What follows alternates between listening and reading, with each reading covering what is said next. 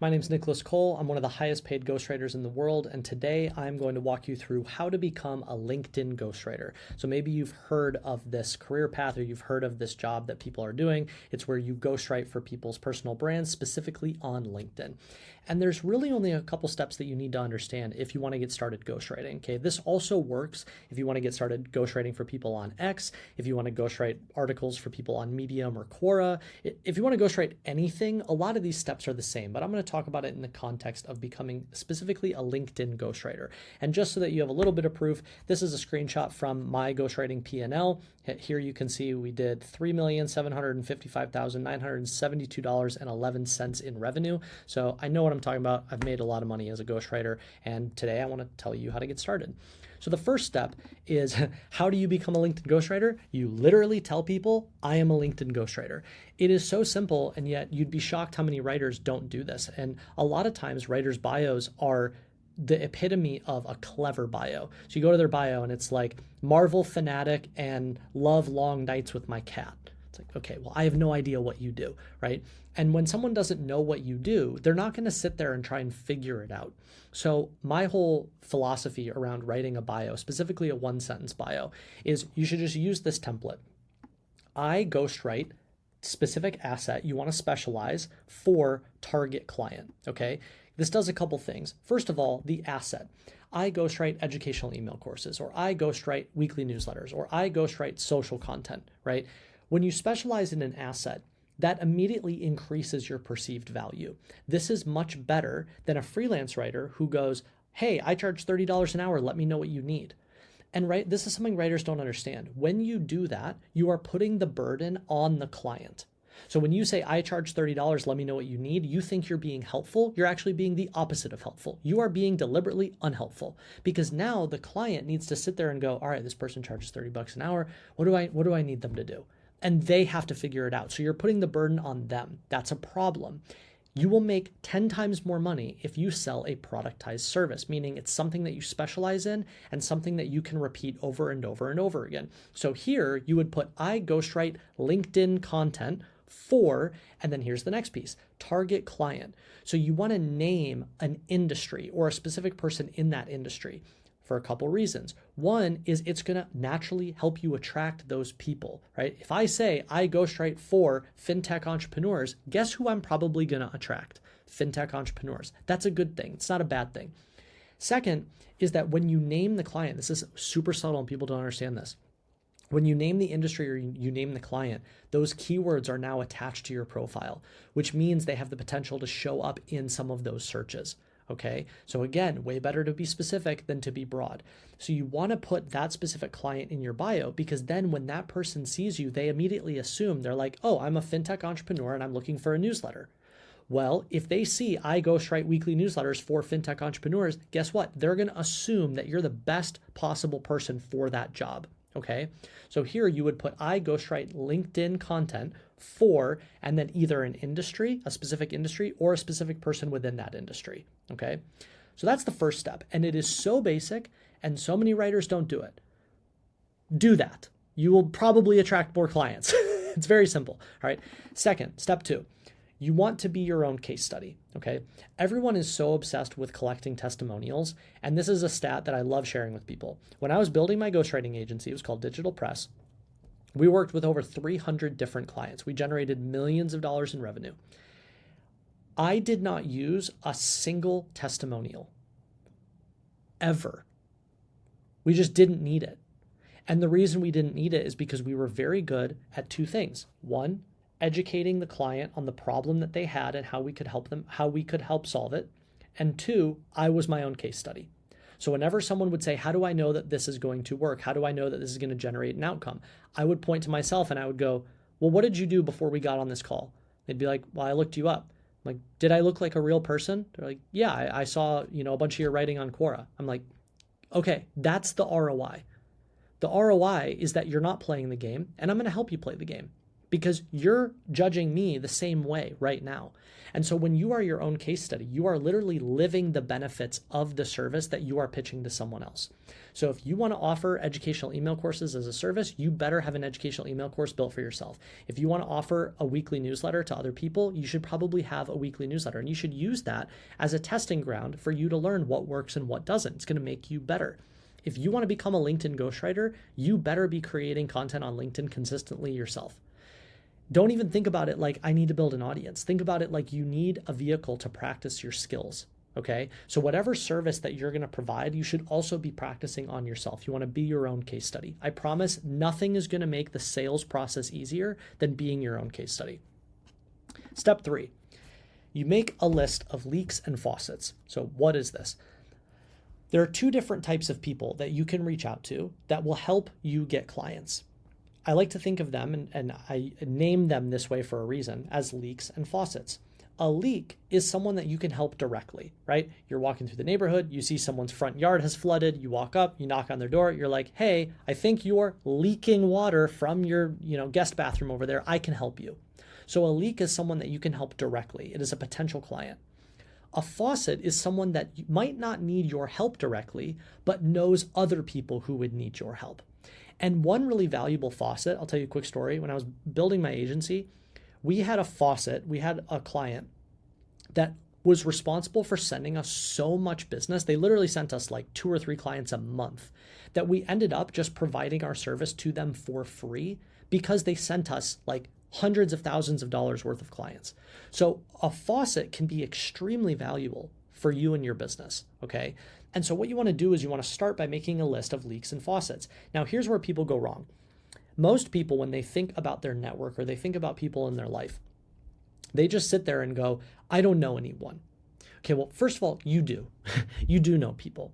And second, even if all of the people that you know don't need a LinkedIn ghostwriter, for example, they probably know someone who does.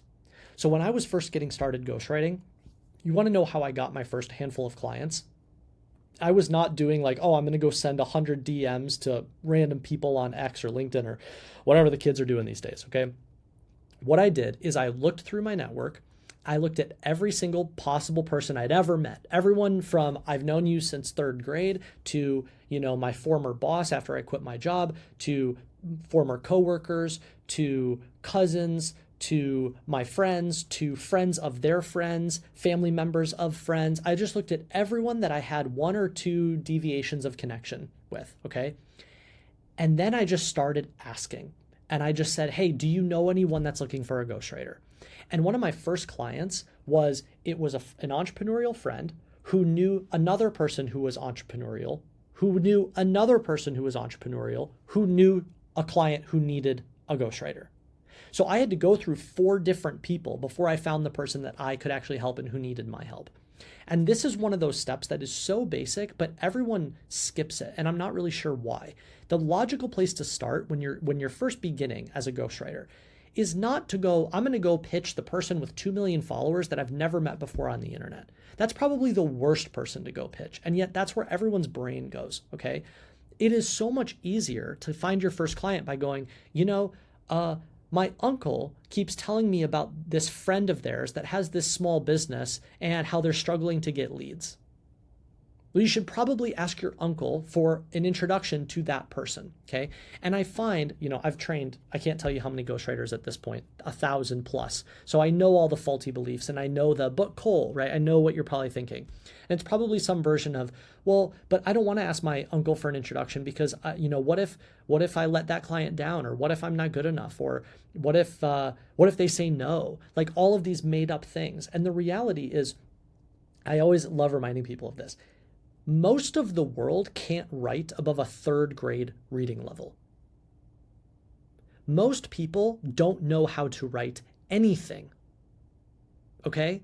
So that's the default. That's the bar. So if you can write something on a platform, congratulations, you're probably in the top like 20%. Okay? So a lot of the things that you come up with are just self-inflicted and they're faulty beliefs and they're not real. And the way that you start, everyone starts the same. I started at zero. Everyone starts at zero, okay? It's not like when I decided to become a ghostwriter, I woke up one day and I was like, wow, what a great day to become a ghostwriter. I guess the universe is just magically going to give me all of these things. No, I started at zero. No one knew what I did. I didn't even know if I was any good at it yet. And I just started, right? And so this is me giving you permission to do the same thing. So start with a list of leaks and faucets. Who are people in your life that you feel like you could help? Anyone. Even if it's a friend who's making no money but has an interesting side hustle. A lot of my first clients I did for free. They were just other entrepreneurial friends that were trying to start their own thing. And I was like, you know what? I want to get some reps in. Why don't I help you? And I'll write this thing for you for free. I just want to get better. But all that work is what allowed me to then start working with higher and higher profile clients until eventually I went from being a beginner to ghostwriting for billionaires in 18 months. Okay. Absolute beginner, had never done this before, ghostwriting for some of the biggest, most well-known VC firms in the world. It's not impossible. It's just a matter of going through the process, okay? Step 4, and this is assuming that you've done steps 1, 2, and 3. Step 4 is once you've exhausted your list of leaks and faucets, a really interesting way of attracting potential clients is what I like to call pitching in public. So what this means is that whatever service you're providing, so here, this would be LinkedIn ghostwriting. You find people on LinkedIn who either A, aren't doing the thing that you're offering yet. So they're not creating content on LinkedIn, but they should be, right? Maybe it's someone who has like a huge YouTube channel, but they're just doing nothing on LinkedIn. That's an opportunity. Maybe it's a CEO who has a bit of a presence on X, but isn't doing anything on LinkedIn. That's an opportunity, right? So you're looking for people that aren't doing the thing yet, or you're looking for people that are currently doing the thing. They're already writing on LinkedIn, but they're not doing it very well. They're not doing it consistently, okay? Those are the two archetypes. And you basically go find as many relevant people as possible, ideally in a specific industry. So if you're like, I ghostwrite LinkedIn content for personal trainers, you go find personal trainers who aren't on LinkedIn yet or are on LinkedIn, but they're not doing it very well and they're not consistent. And then what you do is you pitch in public. And what this means is you create a piece of content about them. So let's use the hypothetical example. You go find a personal trainer with a great Instagram and YouTube presence, but they're not doing anything on LinkedIn. And you write a long form post that's basically like an audit. It's what you would do if you were to pitch them directly, but you're going to do it in public. And you go, here's this really great personal trainer. They have an awesome audience on YouTube and LinkedIn. But I think YouTube and Instagram, but I think they have a huge missed opportunity by not creating content on LinkedIn. So in this post, I'm going to walk through the different things that they could do, how to repurpose their content from YouTube and Instagram over on LinkedIn, and why I think it would have such a big impact on their business. Everything that you would tell them in your pitch, you're just going to do it publicly. Now, this might sound weird or uncomfortable, but again, I can hear the objection or faulty belief. Like, won't that person get mad? No. That person is going to see that and go, wow, that's actually really smart. Why aren't I creating content on LinkedIn? And that is what's going to make them reach out to you. But then even still, if they don't reach out to you, what do you think is going to happen when all the other people like them see your post, right? Because you might not get their attention, but you might get the attention of 10 other personal trainers who go, you didn't use me as the example, but I can see myself in the example. And that's actually really smart. And I have a growing Instagram audience, but you're totally right. I should be creating on LinkedIn. Why don't we talk? So pitching in public it's basically the same thing as pitching someone directly, but you're turning it into an asset that lives forever, becomes part of your library, and has the potential to reach other potential clients. So why would you not do it? This is one of the biggest strategies that I train ghostwriters on because I think it's so incredibly effective. And then step 5, and I think this is probably the most common missed opportunity that I see with ghostwriters, is they might do step 1, they might do step 2, they might do step 3, they might even do step 4, but then they don't follow up. And they pitch someone once, or they ask their uncle for that introduction once, and they never follow up. The uncle forgets, they got busy, they got a couple young kids. Oh, I forgot to send that text and introduce you. And they never follow up. And a lot of times, the reason that people don't follow up is insert, 100 faulty beliefs. They're like, I don't want to come off as annoying or pushy. I don't want to be quote unquote salesy. I bet my uncle didn't want to introduce me because he secretly thinks that I'm awful and, he doesn't want to attach his name to introducing me to this person. Like, people make up all these faulty narratives that aren't real. None of them are real. They're self-inflicted, and they're ways of you giving yourself permission to not take action, okay? All of the money is in the follow-up. All of it.